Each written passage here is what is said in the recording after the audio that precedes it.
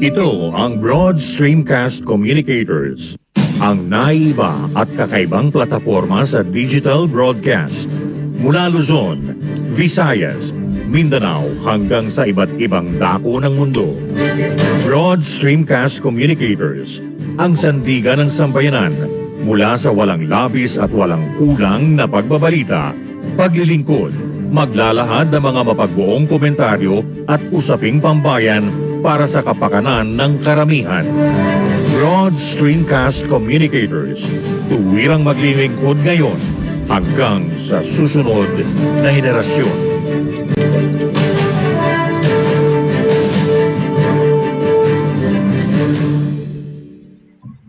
Oops, where's my music?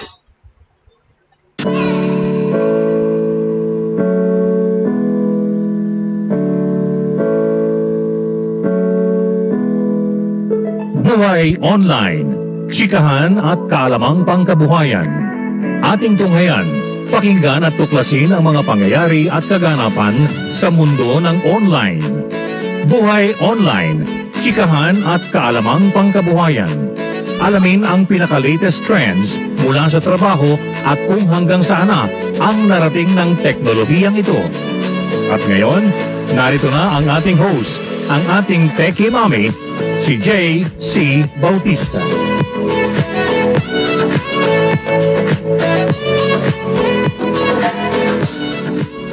Hi everyone! Happy Wednesday po! Welcome to Buhay Online on a Wednesday. Truth be told, muntik na po ako hindi mag-broadcast kasi sige na nga, kahit na hindi halata or as in baka mahalata. Kasi po, namamaga yung left eye ko. It's been like that since yesterday and kirat kasi ako. And it actually hurts. And it keeps tearing. Nagluluha po talaga. Sabi nila, ano daw yung sty or kuliti. But, siguro din sa singaw na init ng singaw. Kasi diba, lately parang mainit lately. It's 32 degrees here in Pampanga. And yan po. Yan, medyo kirat. But anyway, I wouldn't miss na lang broadcasting naman just because of pakulite. Pero kahit na malabo yung left eye ko kasi it's watery and talagang may magadon. But anyway, I'm here.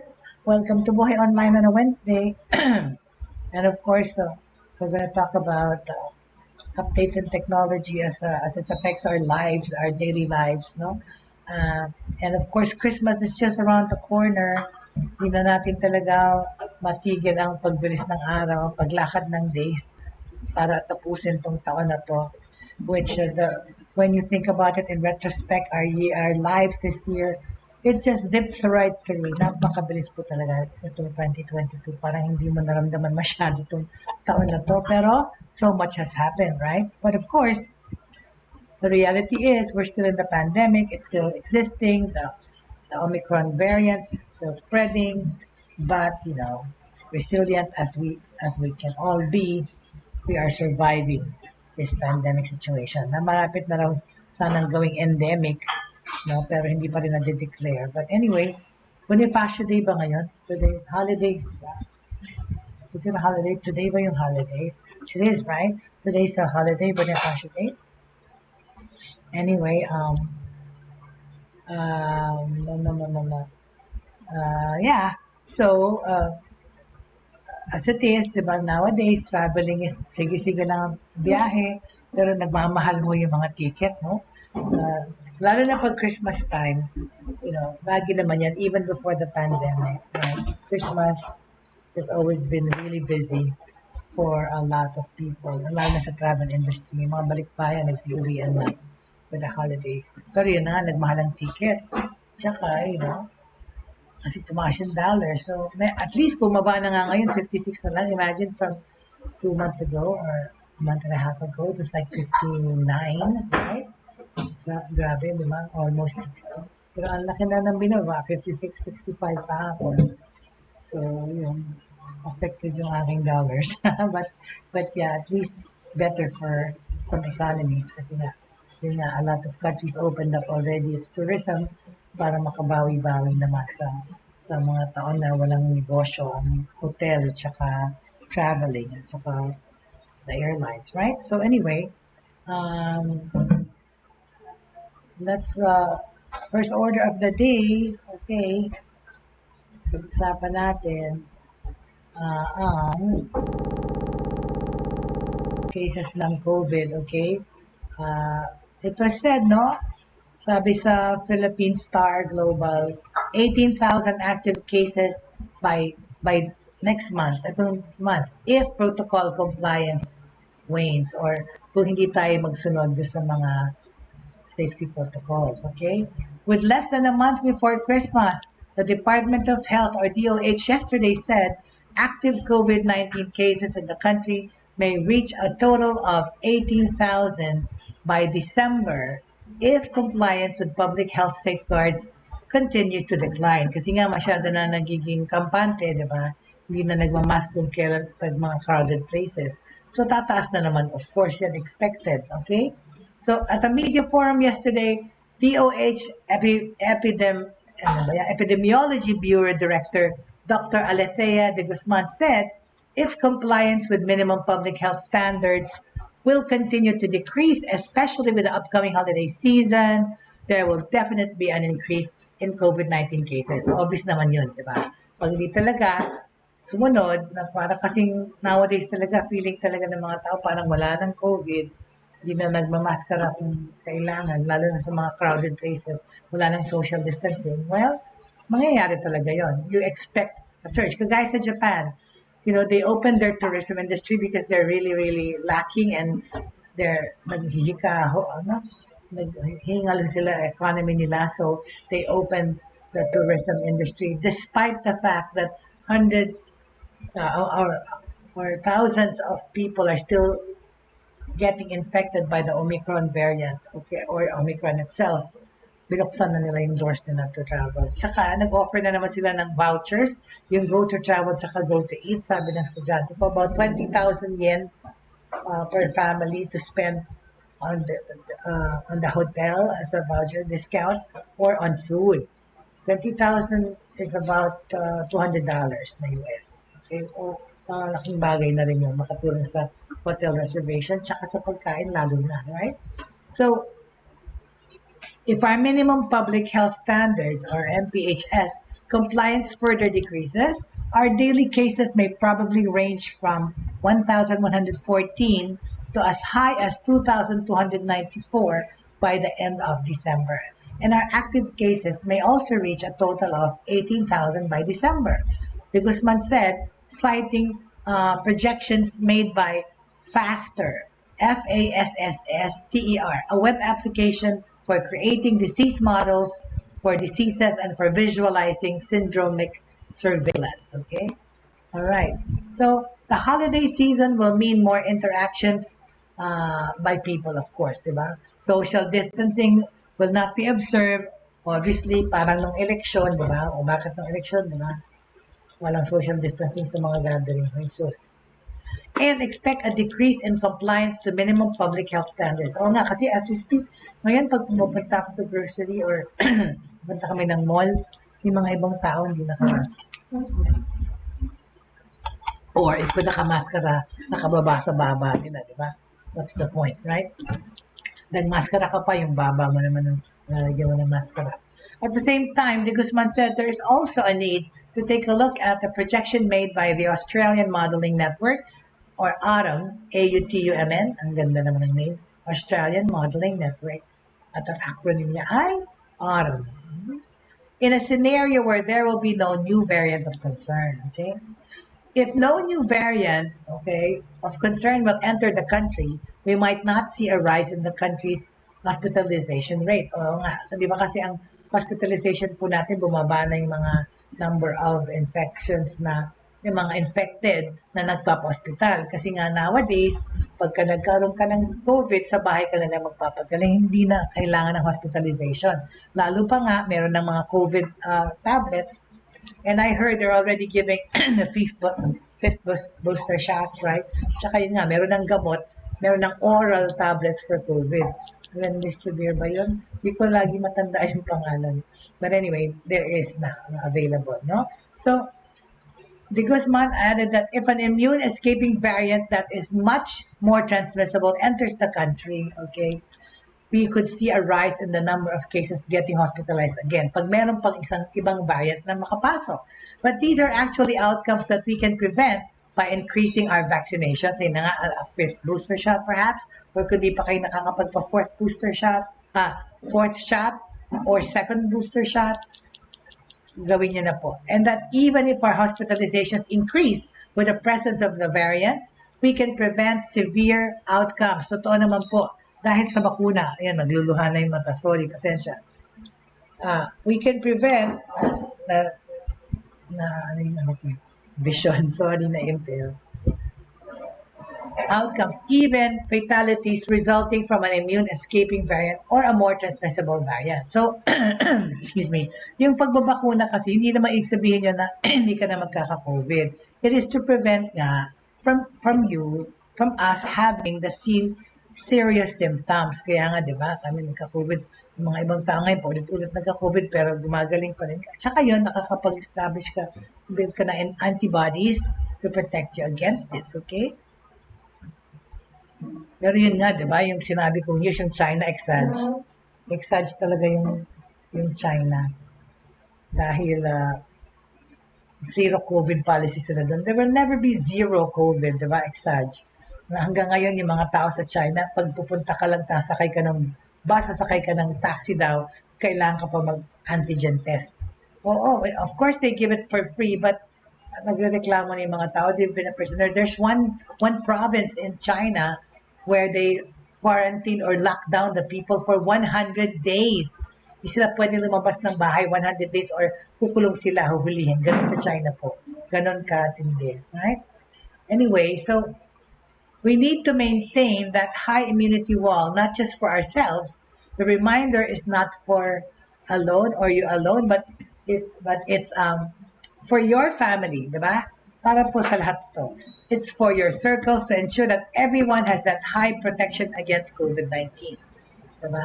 For his part, infectious disease expert Dr. Edsel Salvania said that because of vaccination, diba? Because we already know how to deal with this, we will not experience what we've gone through before with the Delta variant. Ayan po yung Delta, ayan po yung na-contract namin ng pamilya ko. Delta variant po kami eh.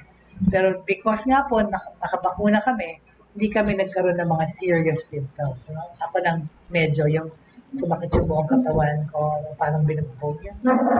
Parang your muscles were like shot and all that. But I lost my sense of taste and smell. But it all came back naman. Okay? Okay? So, even with the worst case scenarios and with the presence of new variants, we have already done a lot of work in terms of vaccinating our population. And at the same time, we continue to provide boosters. Diba? So there are 1,083 new cases, all right? The Department of Health recorded 1,083 new COVID-19 infections on Monday. Ayan, tumaas na naman sa libo yung mga infections. Diba? Before, like 2 months ago or 3 months ago, 3 digits na lang tayo eh, di ba? 300, 500. Pero nga nung dineclare yung pag-ease ng restrictions, yun nga. Nung sinabi ni Pangulong Bongbong Marcos Jr. na pwede nang tanggalin ng mask sa open air, at saka hindi na siya mandatory, optional na magpasok sa mga mall. Ayan. Kaya dumami ulit yung cases, no? Nag-increase daily, bringing the country's caseload to 4,034,658 with some 18,507 active cases. The Department of Health also noted that COVID-19 recoveries have reached 3,951,543, while 64,608 deaths were recorded. For the past 2 weeks, Metro Manila is leading, ayan, with 4,094 cases, followed by Calabarzon. Si Calabarzon talagang top billing din palagi, 1958, kasi ang daming pumupunta sa Calabarzon, di ba? Sa Cavite, sa Tagaytay. Western Visayas, 1,182. Central Luzon, 1,653. and Central Visayas 1,022. Okay. The DOH also reported a total of 31,701,306 individuals underwent COVID-19 testing, including 8,352 individuals who were tested last November 27. Okay? So, yun po. Alright.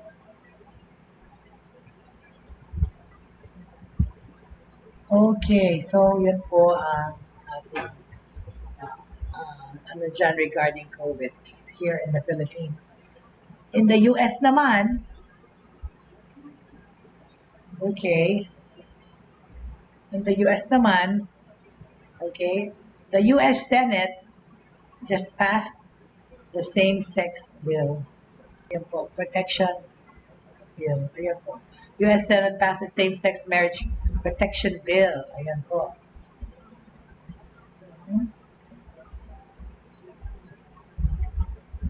All right.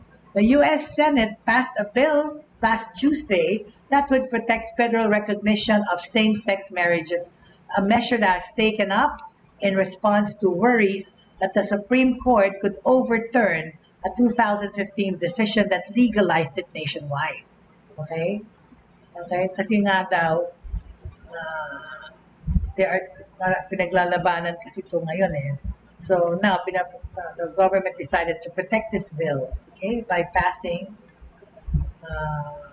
same-sex marriage protection bill, okay? The narrowly tailored bill, which would require the federal government to recognize a marriage if it was legal in the state in which it was performed, okay? Yun po, kasi hindi po lahat ng states sa Amerika ay legalized ang same-sex marriage, okay? Just to have you know, okay?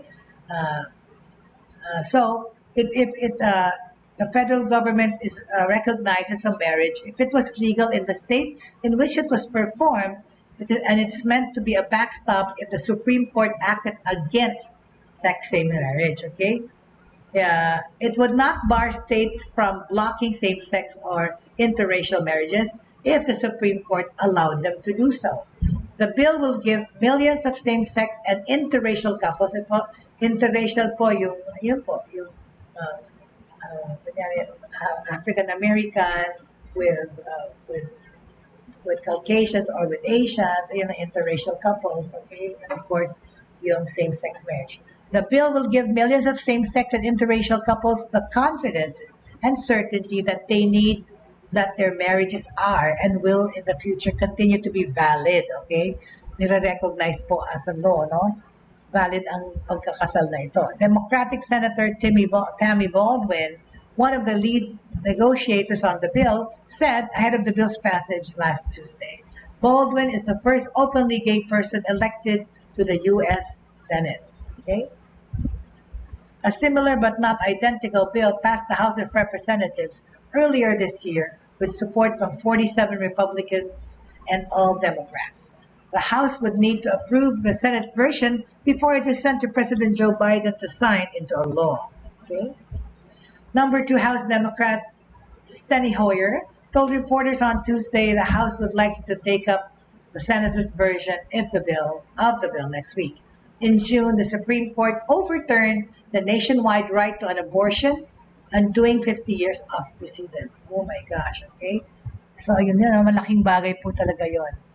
Noong June, the Supreme Court overturned the nationwide right to do abortion, undoing 50 years of precedent. Wow. Okay, imagine, so ito ang kinakatakot nitong na baka i-overturn yung same-sex marriage right. So, inunahan na. Yan ang nangyari dyan. Pinapapas na bill. Okay?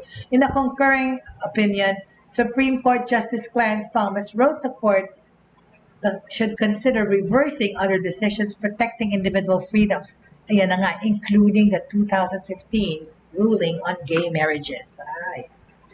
About 568,000 married same-sex couples live in the United States, according to the U.S. Census Bureau. Okay? On that note, diba, same-sex marriage is now legal across Mexico. Okay? But, talking about same-sex marriage, sorry to say, ito, Philippines rejects the same-sex marriage. We're not ready for that. Ito ang sabi ni Department of Justice Remulla. Okay? Hindi pa daw, okay? Pero sa Mexico, same-sex marriage is now legal. Tapos naman, sa Singapore, okay, even as Singapore lifts gay sex ban, LGBT families still feel a little has changed, okay? Okay?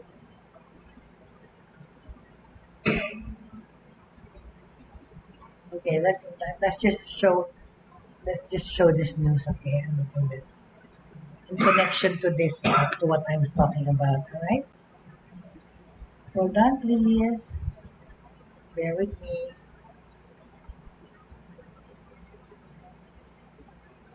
Uh-huh.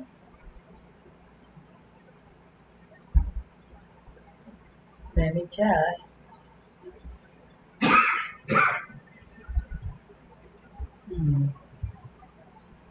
Okay.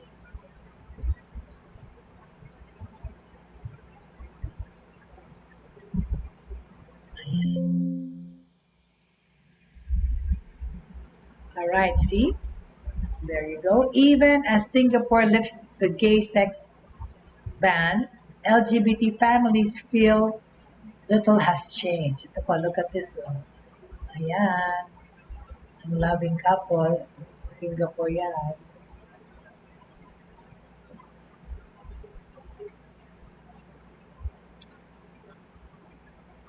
Same-sex partner parents Olivia, second to the left, and Irene and their daughters Zoe, right, and Vicky, 5, posed for photos during Vicky's birthday celebration in their home in Seattle, US. Okay? Taga-Amerika pala sila, hindi sila nasa Singapore. Okay? Ayan, pero yung mga anak nila, oh. Okay? Olivia Chong and her wife feel like the Singapore government has made clear to them and their 2 children that they don't belong in the city-state. O, ayun pala daw. Hindi sila tanggap, in other words, okay? Si Olivia yung nasa left, okay? So this week's vote by Singapore's parliament to decriminalize gay sex changed nothing about the family's painful decision to leave rather than see their children denied schooling because their legal status remains the same. So, aalis na lang sila ng Singapore. Though Indonesia-born, Chong lived in Singapore for decades as a permanent resident. Okay? Ayan po ang nangyari sa kanya. Oh. Ayan sila. Right? Si Olivia yung nasa left side. Right sa inyo. So, nakatingin. Right. Yung nakapink na yung anak niya. Okay? So, yeah. Okay, okay, she lived in Singapore for decades as a permanent resident, married a Singaporean citizen abroad, and gave birth to their first child in Singapore. Her first daughter was denied permanent residency at 18 months old. Chong says she was given no reason for the government rejecting her daughter's residency, though it likely did not help that she had to apply as a single foreign mother because her marriage was not officially recognized. Ay, sus, kaya naman pala. Without legal residency or a student pass, which may be denied, even private Singaporean schools cannot enroll a child. So, hindi makakapag-aral yung anak niya. Wala siyang, citizenship. Diba? A wealthy society straddling traditional and progressive values, Singapore this week decriminalized sex between men and at the same time entrenched the definition of marriage as only between a man and a woman and of family as mother, father, and children. Ayan po sa Singapore, okay? Hindi talaga permissive at all. We will try and maintain a balance to uphold a stable society with traditional heterosexual family values, but with space for homosexuals to live their lives and contribute to society. Home Affairs Minister Kay Shanmugam told Parliament. The move maintains an unfavorable status quo for children of couples such as Chong and her wife who have since moved to the United States. So, umalis tuloy sila ng Singapore at nagpa-Amerika na. Okay? Well, where of course the government is permissive. While the government's decision to repeal the colonial era sodomy law was cheered as a symbolic victory for the gay community, many worry LGBT families will continue to suffer under public policies that favor heterosexual marriages and families. For Chong, who married her Singaporean wife in the United States, the repeal is one step forward and 10 steps back. What is the government trying to do? Are they trying to tell you, send your child away? The 42-year-old said in a telephone interview from Seattle, where she now lives. The family emigrated in 2016. Uh, okay. In Singapore, grassroots attitudes towards the LGBT community have become more liberal in recent years, especially among the young people. Okay, among the Singaporeans aged 18 to 25, about 42% accepted same-sex marriage in 2018, up from 17% 5 years prior, according to an Institute of Policy Studies survey. Okay. I'd like to welcome our friends who are watching the show. Salamat po, salamat po. I'm talking about this same-sex marriage and the rights of people dito po sa Singapore, no? Na hindi siya masyadong permissive, hindi pa accepted. Okay? So, the change is rather slow in Singapore. No, in Singapore, grassroots attitudes towards LGBT community have become more liberal in recent years, especially nga among sa kabataan. Among Singaporeans aged 18 to 25, about 42% accepted same-sex marriages noong 2018, up from 17% 5 years prior, di ba? But laws are slower to change, okay? Ito po yung mindset, pero yung mga law, mabagal pa rin. The government maintains its policy is and has always been to uphold heterosexual marriage and promote the formation of families within such marriages. And in their minds, ang pamilya po ay mother, father, and children. Okay? Mother, babae, father, lalaki. Prime Minister in waiting Lawrence Wong has said these policies will not change on his watch. Activists say national policies in a range of issues including adoption, surrogacy, education, media, and housing are such that children of LGBT parents are effectively penalized for being part of non-traditional families or hindi gusto sa kanila doon ang modern family, right? Ivan Chong, a family lawyer with Withers Katarwong, who takes LGBT families as clients, said children of anyone resident in the city in the city state should at least be entitled to enrollment in private schools and at rates which are not subsidized, as many parents were willing to pay tuition fees upwards of $20,000 to $14,500 per year. But influential conservative groups that are strongly opposed lifting the gay sex ban make it politically uncomfortable for the ruling party to further change the laws. An alliance of more than 80 Singaporean churches has decried repealing the gay sex ban as an extremely regrettable decision that celebrates homosexuality. Okay? So, lawmakers this week, amended the Constitution so that only Parliament dominated by the ruling party can define marriages. Okay? Such decisions should not be led by the courts, government minister said, citing the Indian Supreme Court's decision in August to widen the definition of familial relationships. Okay? However, okay, the changes do not close the door to a future parliament widening the definition of marriage. Okay? LGBT families in Singapore now worry that further change will not come in time for them. One single gay Singaporean man, who declined to be named because of the sensitivity of the issue, said he has to leave the country every 3 months to renew the tourist visa of his baby, born overseas through surrogacy. Okay? While he is hopeful the child can gain citizenship in time for school, he is also working on a plan B to leave his home country. Okay?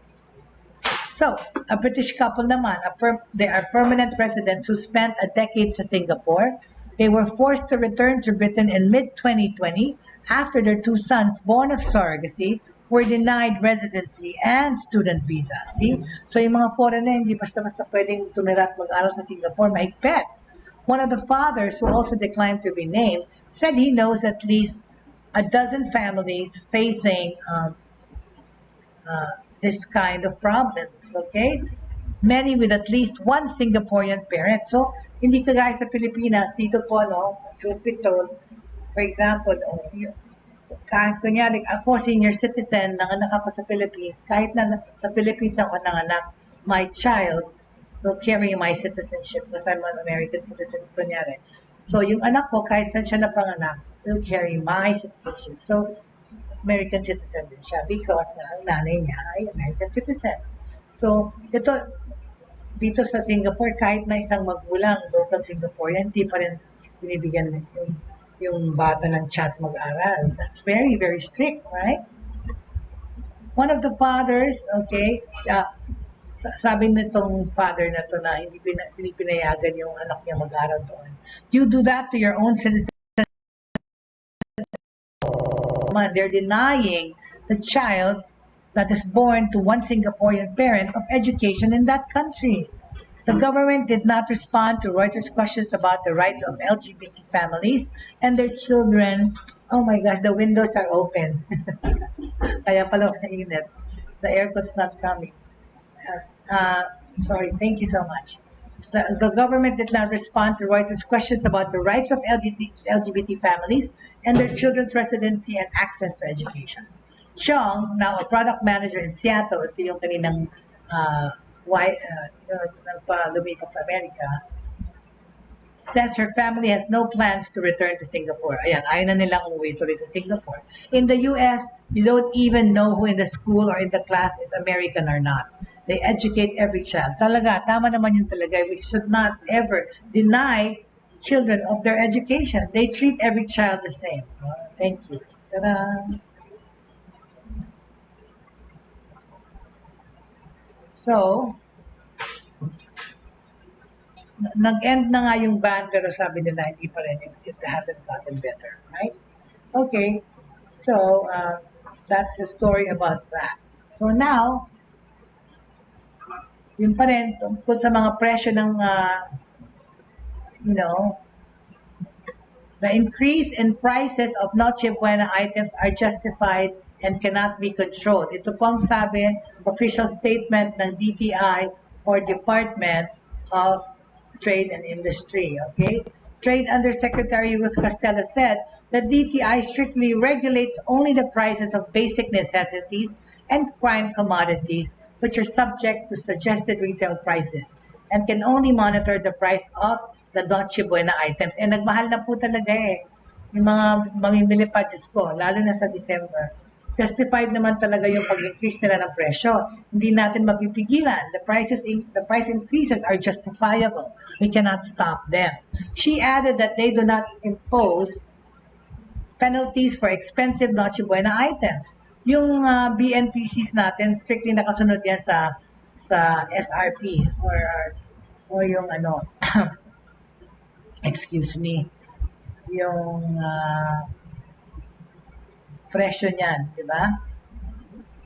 Ng suggested retail price po ay tama and can only monitor the prices of Noche Buena items, okay?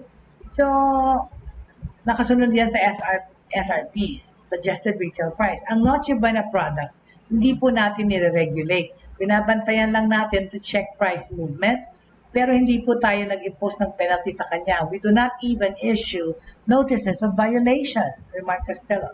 The BNPC strictly comply with the SRP. The Noche Buena products, we do not regulate. We just monitor the price movements, but we do not impose penalties on those found increasing their prices. We do not even issue notices of violation. BNCPs under the DTI include basic canned goods, bread, and instant noodles, according to the agency's website. The Trade Undersecretary explained that should the price increase of a Noche Buena Noche Buena item, tuloy ham na tuloy nakita ko, exceeds 10% from prevailing prices in the last 3 months, that may be considered profiteering. Okay? Pag tumaas ng more than 10%, itinaas, sobra na yun. Okay? However, she said those that increase their prices by more than 10% have sent advisories to the DTI supporting data justifying the price adjustments. Prices of manufactured items such as paper, tin can, and other packaging materials, and metal for ham have increased in the international market, resulting in increases in local Noche Buena items, according to Castello. Okay. So yun po, the DTI asks Noche Buena product manufacturers to cap their price hike only up to 10%. Alright? Okay? So sinasabi ng DTI, pamili daw kayo ng cheaper pero mas nakakabigat sa tiyan pagka, right? Kasi the prices of Noche Buena items are still on the rise. So shop wisely for your Noche Buena items. Okay? All right. Moving right along.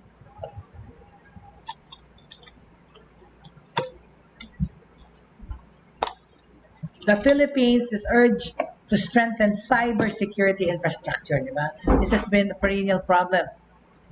The Philippines must improve its cybersecurity resilience and infrastructure to address emerging digital threats that are becoming more and more complex over the years. Ito bang sinabi ng Microsoft, no? Microsoft recently released its annual Digital Defense Report, which examined the evolving global threat landscape by looking at the most relevant and pressing cybersecurity issues. Diba? We've been talking about cyber crimes and all those things, pero lalong nag-proliferate, lalong dumami, ang dami, pati yung cryptocurrency na scam na. Which, no? Cybercrime has grown more intricate kasi mas gumaling na yung mga tao, yung mga tech-savvy. Mas gumaling na silang mandaya, mas gumaling na silang magnakaw ng identity, mas gumaling na silang manghingi ng pera, and find ways how to do that with technology, right? So we are seeing attacks that are much faster, more deliberate, and smarter. That's sad to say, di ba? Pagalingan yan, di ba? Microsoft Asia Pacific Chief Cybersecurity Advisor Abbas Kudrati said, okay, in a forum, okay? The trillions of data signals we analyze from our worldwide ecosystem of services reveal the ferocity, scope, and scale of digital threats across the globe. Ito pong sinabi ni Kudrati. Cyber criminals continue to act as sophisticated profit enterprises. True. Microsoft observed nothing how attackers are finding new ways to implement their techniques and increase the complexity of how and where they host campaign operation infrastructure. Kasi nga dahil sa kagalingan na ngayon ng technology, di ba? Yung mga ibang negosyo talaga nag-hire na sila ng professional hacker to do the hacking for them. And yun na nga, there's hacking in government, in the academe, diba? In the corporate world, right? The report identified ransomware and phishing, ito po ang as two of the most rampant forms of cyber attacks. Kasi po, this comes in the form of a text or an email. Like, ulit-ulit ko sinasabi, please beware of clicking anything that is sent to you through SMS, through email, right? Wag niyo pong buksan at wag niyo i-click kung wala kayong prior knowledge na meron kayong tatanggapin na file na ganun, right? Not unless somebody told you, I'm gonna text you something, I'm gonna send you an attachment, or, do not engage. Wag niyong ipadala yung virus or malware sa inyong system that they will be forever spying on your setup, your computer setup or internet, okay? What is ransomware? Ransomware is a form of cyber attack that involves threatening the publication of the victim's personal data, okay? If the ransom is not paid while phishing, one that involves stealing user data, such as passwords and credit card information, yun. kailangan din yung makuha. Right? Yung ransomware po, pag nakapasok yun sa computer mo, yan ang gagawin nun. It can change your passwords, use your passwords, malalaman niya lahat. Microsoft noted a 74% increase in the number of estimated password attacks per second over the past year. Many of them were fueled by ransomware attacks. See? Hindi natural way na pumasok yan ng issue na yan. Dahil nga, nagkaroon ng ransomware na siya yung nagdala ng virus na yan. Okay? There has also been a steady year-on-year increase in phishing emails. Ano naman yung phishing, di ba? The report said monitored attacks increased over 300% worldwide with over 710 million phishing emails. Kadami. Blocked weekly, 2021 and above, okay? Ano daw yung phishing? Okay, again, I will tell you again what phishing is. Napaulit-ulit na natin itong nakaka-up across. Especially we are on the internet for practically 24/7.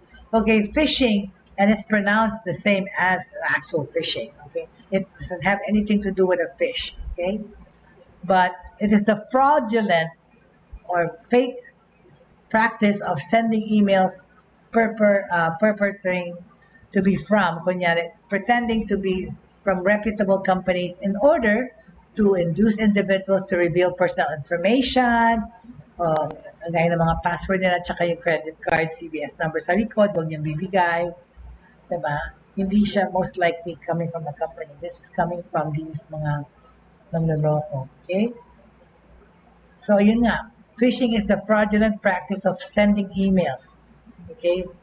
Kunyari, it's going to come from reputable companies. Pero dinidisguise niya yung sarili niya. It's a fisher. Okay? Okay.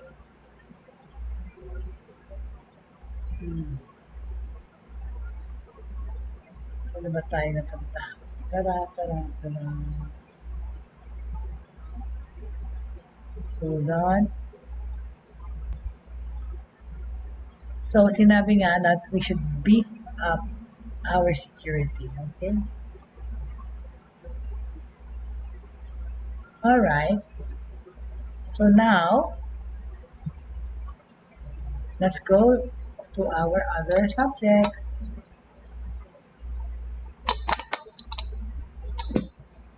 Okay.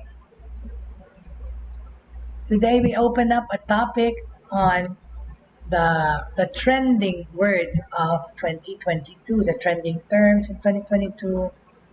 Okay. Ayan po. What are the trending trends in 2022? Ta-da! Let's talk about this in total. Right? What are the trending words of 2022? Tapos mag-segue tayo sa best tech gifts for the 2022 holidays. Okay? Okay, so what are the trending words for 2022? Let's find out. Okay? From the Merriam-Webster to Cambridge each year, popular dictionaries share their top word of the year that define the year. Okay? All right?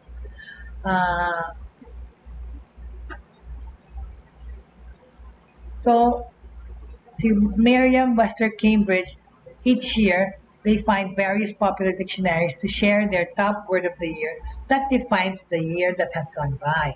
Okay? Yung parang prevailing theme ng taon na yan. In this case, it's COVID, right?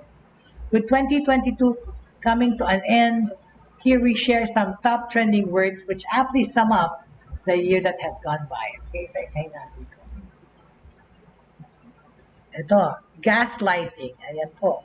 Merriam-Webster Dictionary. Okay, let me show. Itong mga terms na to. Hold on.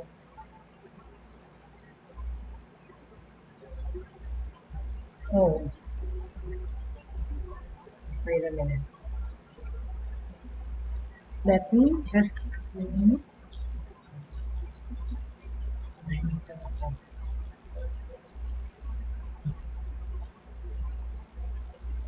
The first term. Oops, sorry.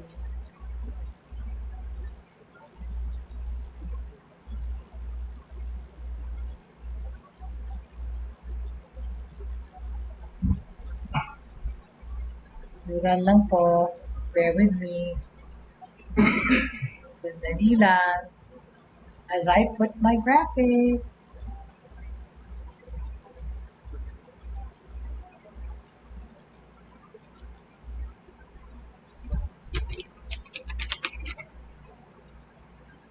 Okay. Okay. Ito po yung mga trending terms, okay, in 2022. At ito yung isa sa pinaka-commonly mentioned. My own child included mentioned this word. Ginagaslight ko daw siya. Oh, well.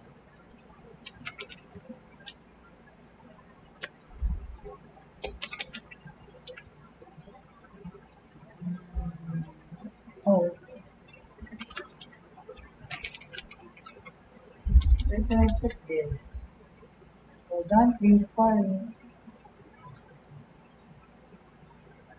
Uh-huh.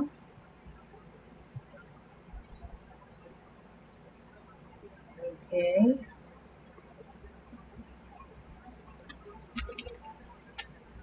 What happened? So sorry. Bear with me. Sorry.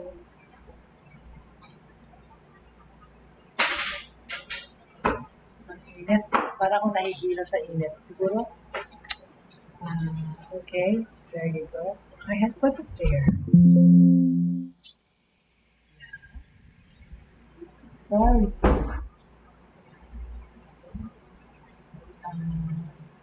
Okay. So where is it?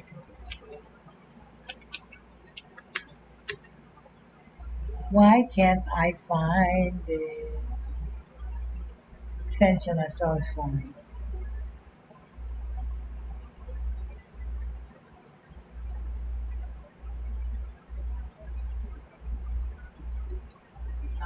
Maybe it's here. Okay, sorry. No! Sorry, pasensya na. Anyway, I'll just say it na lang nga. Kasi parang hindi ko makita kung saan ko nilagay. Ano ba yan? Hmm?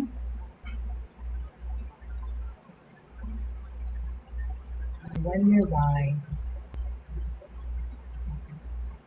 Okay, last chance na lang. Yan. Ano ba yan? Hindi, nainis kasi kapag hindi ko mahanap eh. It's the worst.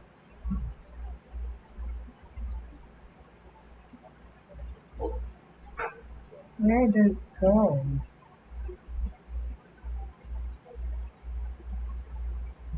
So sorry. I never mind this po. So sorry. Pasensya na. Anyway, ang isang term dyan is gaslighting. Okay? For those who don't know what gaslighting means, I wanted kasi to show you eh. Kasi ang ganda nung yung description dito.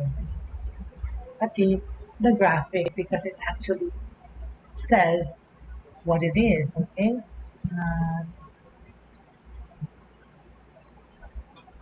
There you go, I got it. Sige, last chance na lang para makita niyo.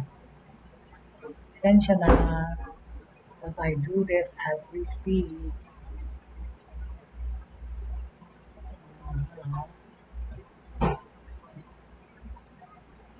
Topics. Oops.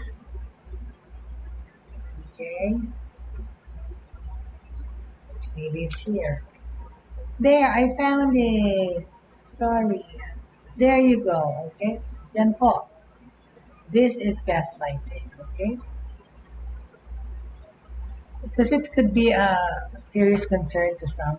Gaslighting, as ang Merriam-Webster dictionary chose gaslighting the word as defined as their word of the year for 2022. Totoo naman talaga. Dahil sobrang common tong gamitin ng mga Gen Z, mga lahat.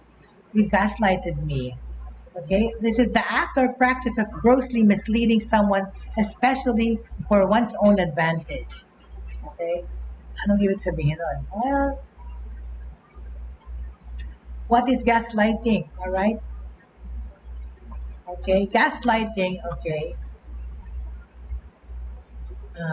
is a form of psychological, for some, it's a form of psychological abuse in which a person or group causes someone to question their own sanity, their own memories, or perception of reality. Okay? People who experience gaslighting may feel confused, anxious, or as though they cannot trust themselves. Okay? The term gaslighting comes from the name of a 1938 play and 1944 film, Gaslight, in which a husband manipulates his wife into thinking she has a mental illness. Okay? Hindi actually may naalala. Sino kaya ang nag-gaslight? Kanino? In this, let's look at gaslighting, including, okay, the common ways, common examples of signs and causes. Kasi it could be a serious thing kasi for some, lalo yung mga kabataan. We also discuss how a person can respond to this behavior and how to seek help. Okay, let's deal with this today. Okay? Ano mga example ng gaslighting? Kaya po yung graphic dyan ay puppet. Kasi minamanipulate po yung tao to thinking na, or to question yung kanyang memories, yung kanyang sanity, yun ang gaslighting. Okay? Okay, so what are the signs, all right? Okay, there are some examples. Gaslighting can happen in a variety of ways. Okay, reading ko. Some examples include, okay, anong klaseng pag-gaslighting? Iba-ibang klase po yun. Merong unang-una is countering. Okay, ano ang countering? Sinabi natin, this is when someone questions a person's memory. They may say things such as, are you sure about that? You have a bad memory, or I think you're forgetting what really happened. Okay? So, yan po ang gaslighting na kinokontra nyo yung memory ng isang tao. O yung kanyang pag-alala, kunyari ng childhood niya, or nangyari ito. For example, diba, kine-question nyo yung kanyang naaalala. Okay? The next one naman is withholding. Okay? Withholding ay tinatago. Sandali lang. Sorry, excuse me. Right. This involves someone pretending they do not understand the conversation. Yun naman. Kunyari, dinededma mo, hindi mo naintindihan. Okay? They may say things such as, or kunyari, hindi mo naintindihan, hindi mo narinig, to make a person doubt themselves.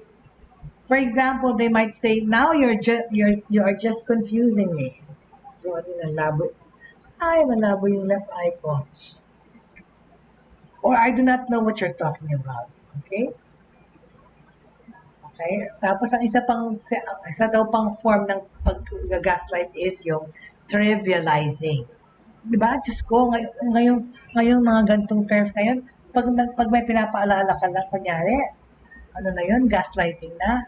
Pag meron ka mga sinasite na pangyayari sa buhay mo, ang dami-dami na talaga ngayong ibang, trends of thoughts, di ba? Pag nag-trivialize ka, gaslighting na yun. This occurs when a person belittles or disregard how someone else feels. They may accuse them of being too sensitive or overreacting in response to valid and reasonable concerns. So, trivializing na yun, pag inisip mong, pag sinabihan mo, kanyari, anak mo nang masyado ka namang sensitive o nag-overreact ka, well, gaslighting na yun. Okay? At ano pang ang form ng gaslighting? Denial. Okay? Denial involves a person refusing to take responsibility for their actions. Okay? They may do this by pretending to forget what happened, saying they didn't do it, or blaming their behavior on someone else. Okay? Okay? Next pa ay diverting. Nililihis mo, di ba?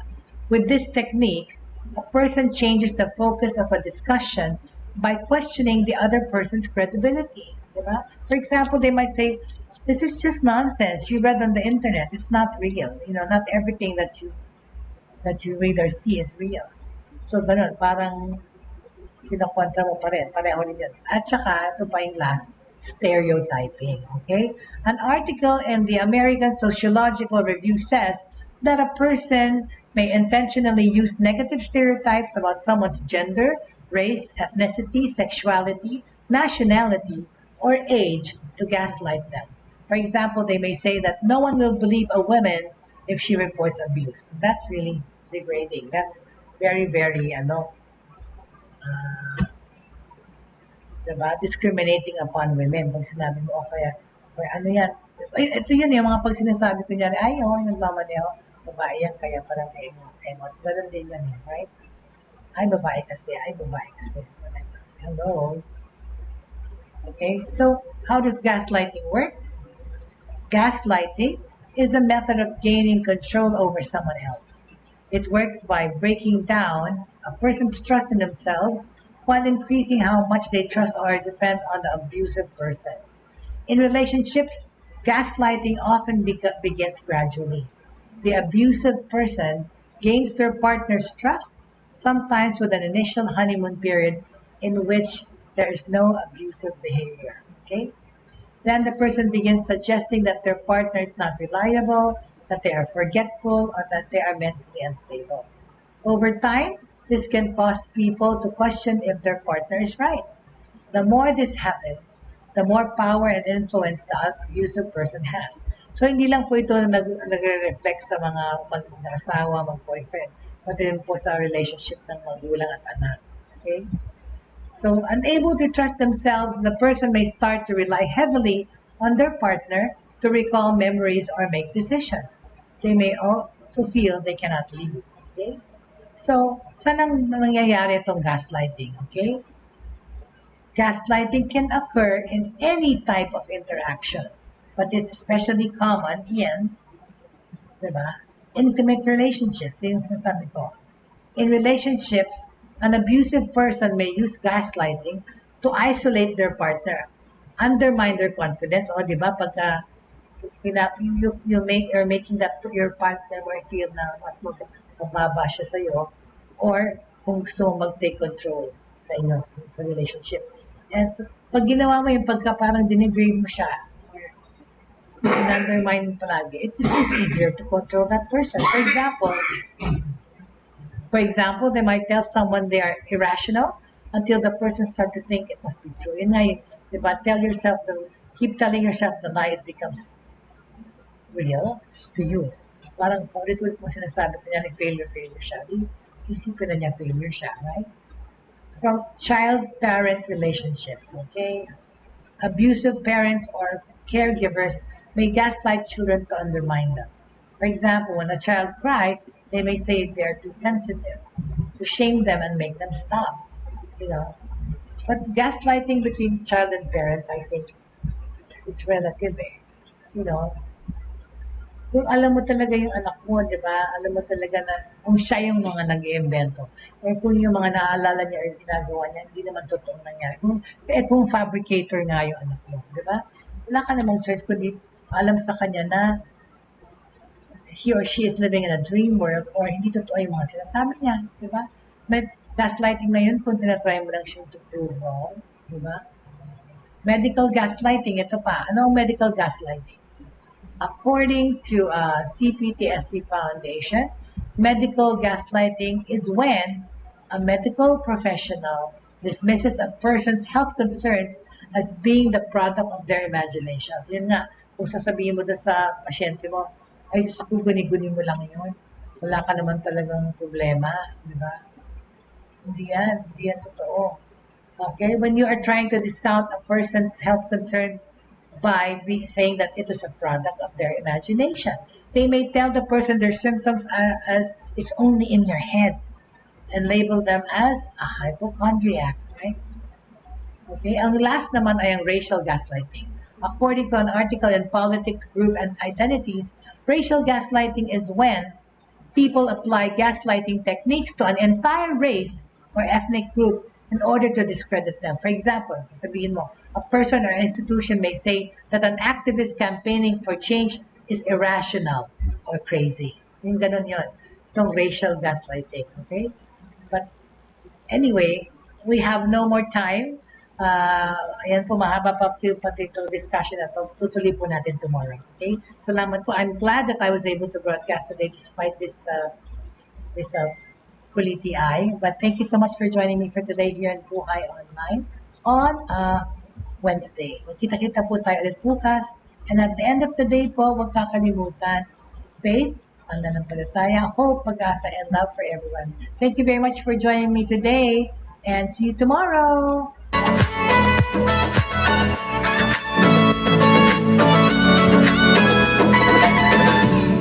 Inyong natunghayan at napakinggan ang mga makabagong pamamaraan sa mundo ng online sa pamamagitan pa rin ng Broad Stream Cast Communicators.